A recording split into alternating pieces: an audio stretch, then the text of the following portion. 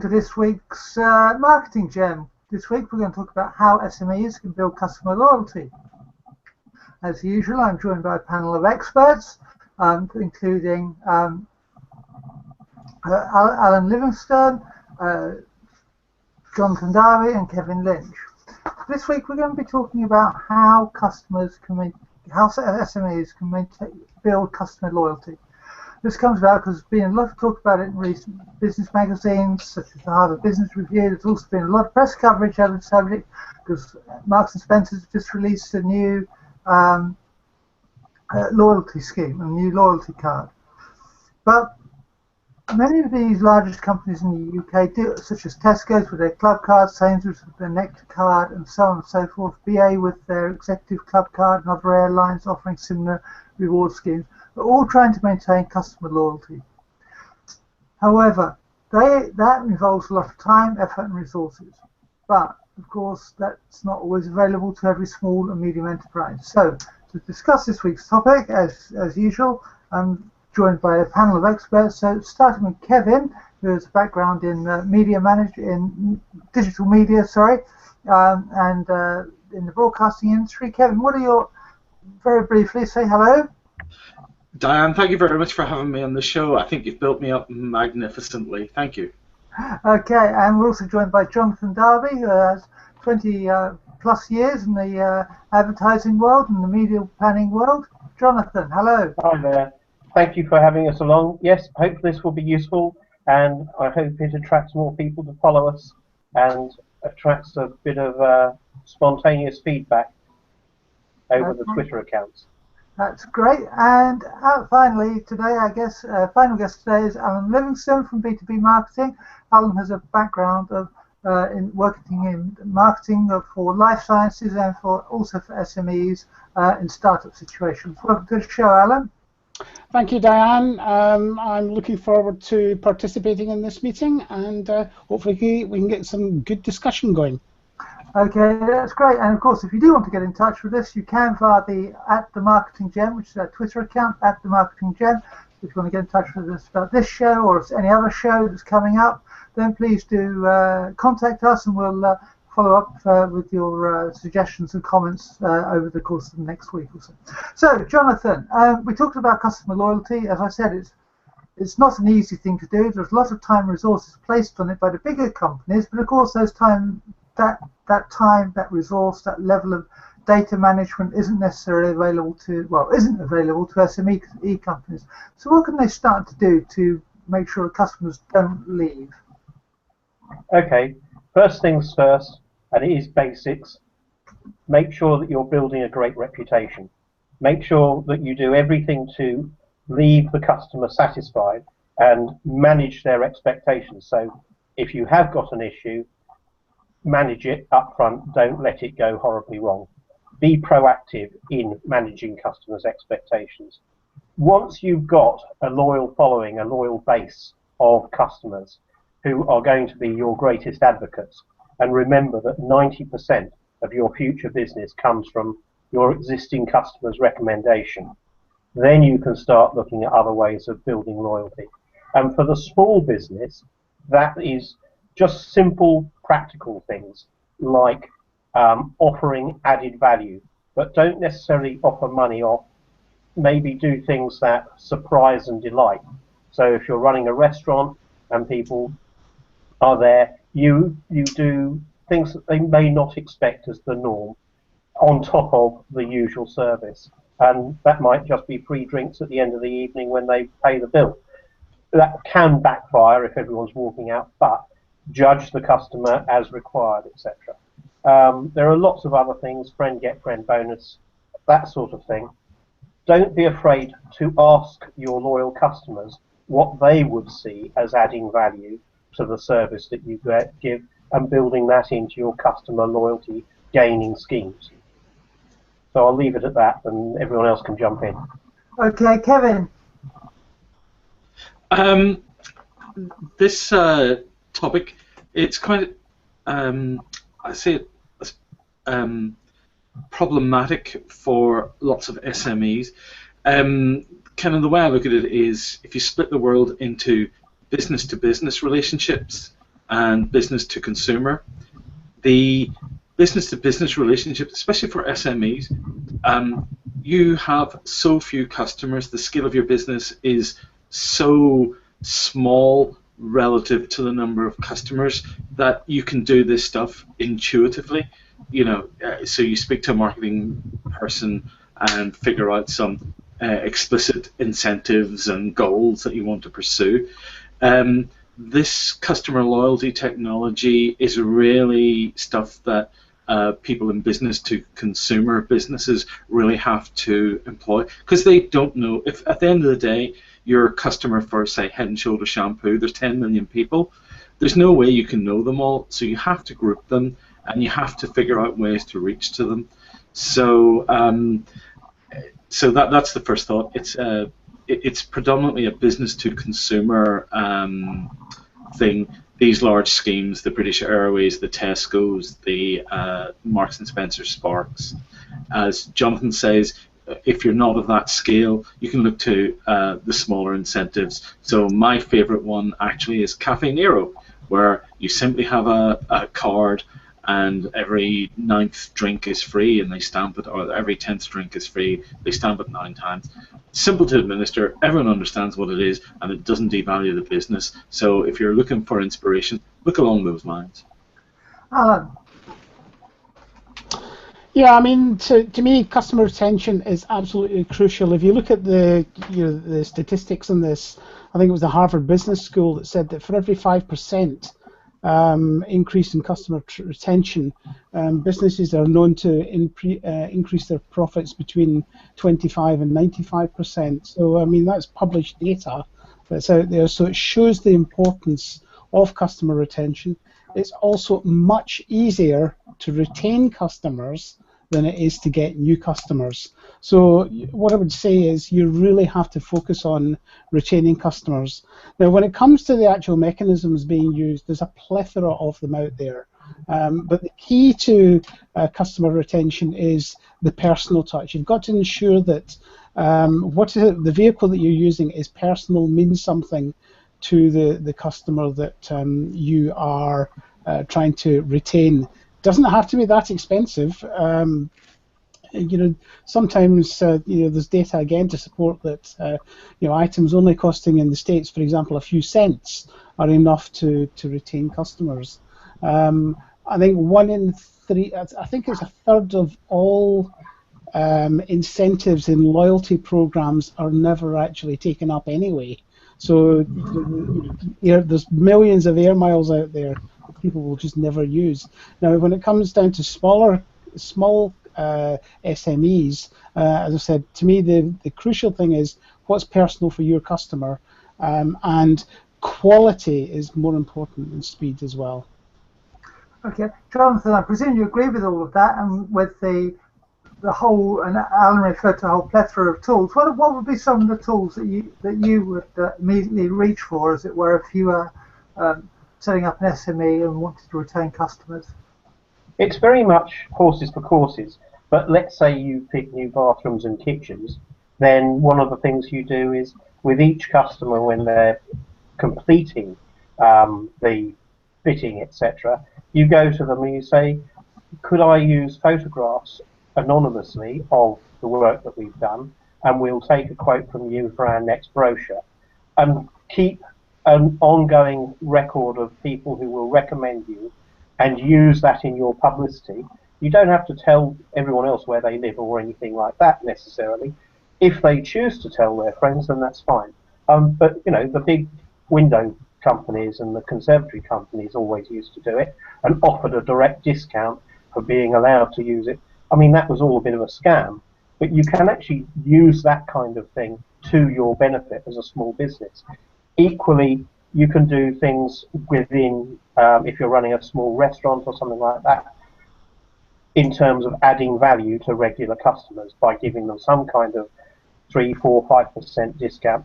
The idea, sitting there and, as I said, free drinks, a free liqueur with your coffee at the end of the evening when you're paying the bill, that has a perceived value to the customer of, let's say, £4 per drink. It actually probably costs the restaurant 50p per drink. So it's not necessarily an expensive way of making people remember their visit and talk to their friends about it. And you have to remember that positive outcomes, including positive outcomes of resolving problems, are the things that customers like to talk about. The converse of that is that for every complaint you hear about, there will be probably another 30, 40 complaints where people just walk away from your product or your brand and they never say anything to you. So that's not quite the same problem for an SME, but if you have to be aware that consumers will repeat dissatisfaction very rapidly. They're less likely always to be your advocate immediately, but if something's gone wrong and you've worked very hard to resolve that problem and you've made them feel happy, they will be the first people to go out and start singing your praises. So always work on that customer experience and make it the best experience that they can have.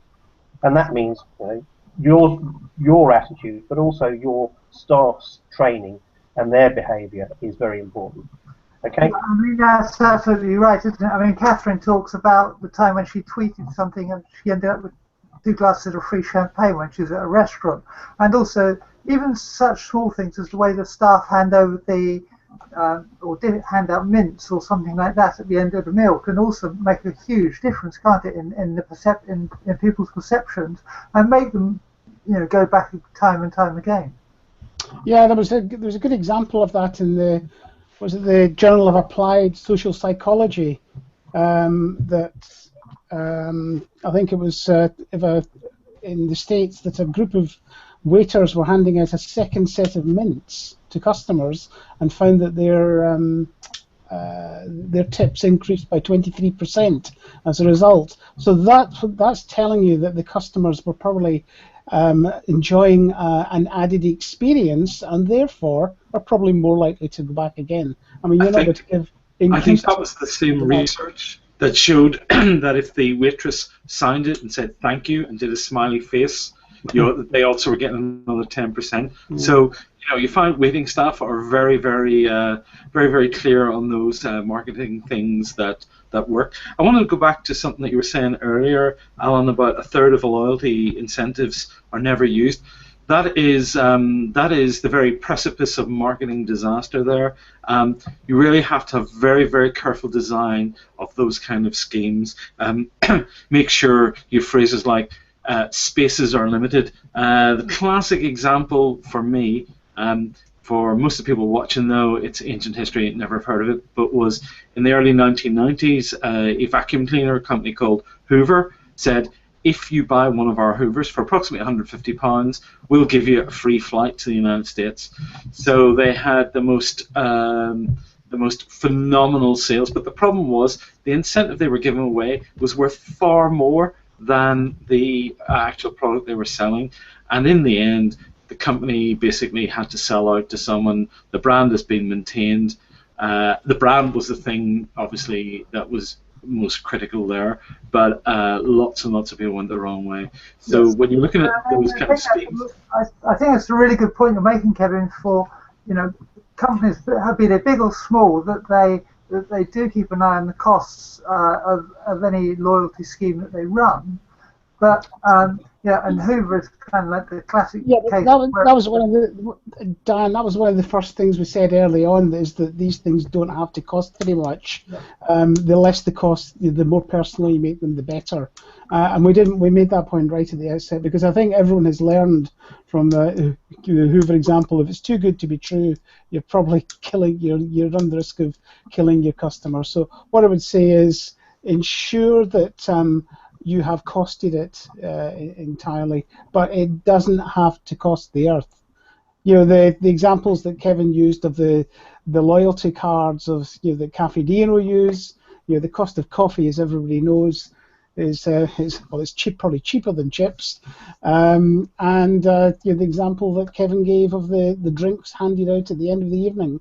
You know, these are small things. You don't have to give away massive items. I've run a couple of loyalty schemes in the past as well, and I think the most expensive item that we had in there was something like a bomber jacket, which cost us something like $20.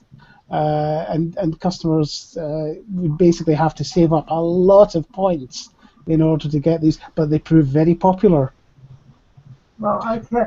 So we've talked about mints and giving away free jackets and all that sort of stuff, but there are other things that you can do, aren't there, Jonathan? I mean, it's a good database is perhaps the foundation within your company, even just to run an SME, onto which you can then add various. You can track various people's purchasing patterns, can't you? Yes, I would probably suggest that's more detailed than the normal SME requires. But there is no harm in things like, I mean, if you're running a garage, let's say, and you have a bunch of very enthusiastic people who come to your garage and have lots of accessories put on the cars and things like that, think about organising something that, as keen motorists, they would like to do, like a track day, where you host the facility, you pay the £100 a head, or whatever it is, to get people onto the circuit, which, relative to the value of the cars that you're selling, is peanuts, and you have a day where everyone can join in. But as I've said before, don't be afraid of going to your best customers and asking for their contribution for ideas. And then you can go through, because that will make sure that what you're doing to incentivize your customer is perceived by the customers to be relevant to you and your business, and an added value to the experience that they get from your business. And work on that basis. Put yourself in the customer's shoes. How would you feel about that experience if you were the receiving end of it? And if it makes you feel better, it doesn't matter how much it costs. I mean, it does. You don't give away more than the value of the product in the first place. But what's really important is you find a way of getting them to have an experience where they say, you know, that company is really good and it really understands me. It understands how I tick, rather than, you know, Kevin's remark earlier on, large manufacturing companies cannot do things on a personal basis, but small businesses can. Now, obviously, as you get bigger, yes, you then have to go into going through your data and pulling out things where you can see commonality within groups of your customers. That's a very different thing. But the vast majority of small businesses have a long way to go before they get to that stage. Yeah. You know, I mean, I don't know, do you want me to sort of go into the detail of things like that, or shall I hand over to Kevin? And well, I was just going to say, before handing over to Kevin, actually, was that, you know, my car was in for a minor repair the other day, and it wasn't much of a repair, and yet it came back thoroughly cleaned on the outside and inside from the dealership, which, you know, to me makes me feel good about them, and makes me think, yes, well, come the next car I buy, I might well be buying another car from the same brand from that particular dealership. Those sorts of things work, don't they, Kevin? Yeah, those sort of things work. If you are in a small business and you're interested in looking to leverage those large-scale consumer insights, this is often one of the key implied values of being a franchisee, where the franchisor is looking at the behavioral insights, is is using sort of research. So, for example, if you look at people playing games like Candy Crush on their phones and that, those games give people feel-good rewards, but it's not always every time you do something. There's an element of randomness, and research has shown in labs with rats that if you give them a pellet every time they tap a switch or whatever, they'll do a certain amount. But if you only give it the pellet 80 or 90% of the time, they'll tap it like fury. Those kind of behavioral insights and construction rewards. The big theme these days is gamification, you know, where everybody loves playing computer games these days, and so people want to level up. All those kind of things are baked into, if, for example, you've been mailed by Marks and Spencer's about their Sparks scheme, you'll see that they have this kind of thing. Get you to engage a little bit, they give you a little bit of reward. Engage a lot more, you get a better reward. I worked out that something like, if you'd spent something like £4,500, you were eligible to be invited on their tour of a vineyard. And my wife said, how valuable do you think that would be? And she said, oh, that would be fantastic. You know, going to somewhere like Bordeaux, seeing the vineyard. I said, well, they didn't say where the vineyard was, and there's a lot of very good English wine. So she was like, oh. Anyway, I think that's enough on gamification. Now, before Mrs. Lynch gets on a bus tour to Kent, Alan, the thing about all these new reward schemes, or the new M&S reward scheme, actually it's got an important lesson for some of the smaller ones, hasn't it? Because it kind of reinforces the point you were making and Jonathan were making about making sure you tailor the reward to your audience and their spend. Yeah, I mean, you need to consider, I guess, the lifetime value of the customer. How much is it worth retaining that customer over the lifetime of the period that you're doing business with them? And you can tailor the rewards appropriately. So, in other words, the customers that are most valuable to you are the ones that you would probably tailor your offering towards, or if it's a tiered or stepped type of scheme that you're on, the highest rewards will go to your best customers, which is why when you think of what Kevin was saying, that it takes such a lot, what was it, 4,500 you said, Kevin, to get a trip to a vineyard. So they're obviously not going to offer that to somebody who's just going to go and buy a couple of sandwiches every once a week or something. But equally, you can do these things as well, because you might have a competition where one or two customers will benefit simply by giving you their details and your email addresses and things. But what I would say is, whatever type of process that you use, make sure you communicate with your customers. If you're getting their details in the form of email addresses, or getting them to sign up to some of your social media outlets, have regular communication with them so that these customers know what you're doing, know what you stand for. But going back to something that Jonathan said right at the beginning, you have to ensure you're consistent, and you have to ensure the quality of service that you're offering is there, and because your reputation will be built in that. Okay, Kevin, Alan has just kind of given us perhaps his key tip in loyalty and everything. What would be and retaining customers? What would be the one, if someone said to you, what's the one thing you have to do? What would it be for you? For me, it's always about the expectation. What was the expectation? Was it fairly set? Did we meet it? And then how do we bridge that gap?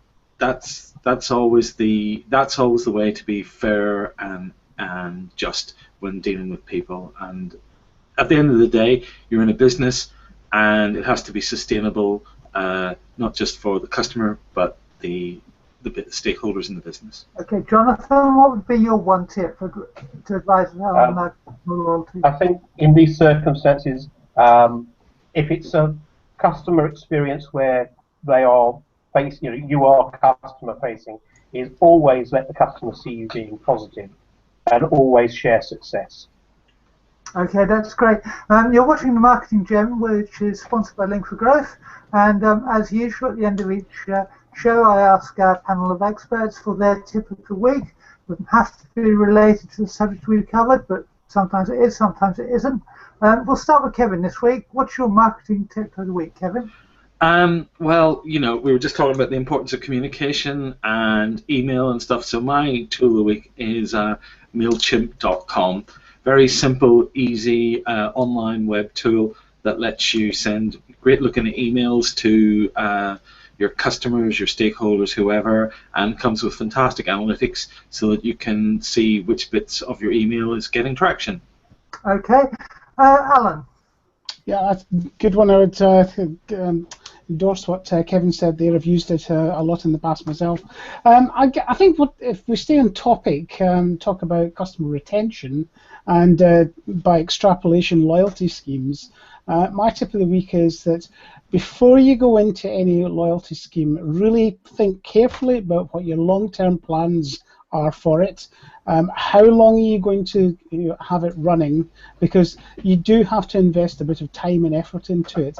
And if you do that at the outset, you're more likely to be successful. Come up with some plans that contingency plans if it's not going well, so you can implement them. So have those ready at the outset as well. Okay, and Jonathan. Okay, off topic in a sense, but might be on topic for some of the viewers. Two great little websites that they ought to have a look at and see if there's anything in them for themselves. One is called Springwise, and every week they have a list of, say, 10 or 20 new business opportunities that are springing up all over the world. Lots and lots of stuff that's being done across Europe on small business and startup platforms, where you might see an idea that you go, oh, I could actually do that using the business I've got at the moment. And another website, we talk about the sort of big data that big companies use, and you don't necessarily have access to that. But there is a website which publishes fairly regular sort of white papers called Trend Watching. And Trend Watching looks at how consumers en masse are behaving at the moment and what are the trends that marketeers should be following. So things like mass individualization. How do you take a brand as big as, say, Coca-Cola and try and make the consumer experience that little bit different for each individual consumer? Because the great thing about your mobile phone, especially your smartphone, is you can tailor-make your smartphone experience for yourself by using all the different apps. That is mass customization, if you like. So have a look at those two and see if there are any things that sort of just spark your imagination for certain new ideas for your businesses. Okay, that's great. And I mean, I've used Trend Watch in the past as well, and I found that to be very useful. My tip is also kind of related to the subject. I've talked about it in the past, but I do believe it makes a huge difference is that you have the standards and practices and procedures in place. When something goes wrong, you know immediately what to do to fix the issue. People are more likely to come back if they see that you're making the effort to fix the problem than if you're perceived as not doing anything about it and not caring. So that would be my tip. That also means that you get better brand performance, you get better reputation. It has a whole lot of pluses to it because people like to feel that, yes, they'll accept things go wrong, but they're impressed when you make the extra effort to put them right.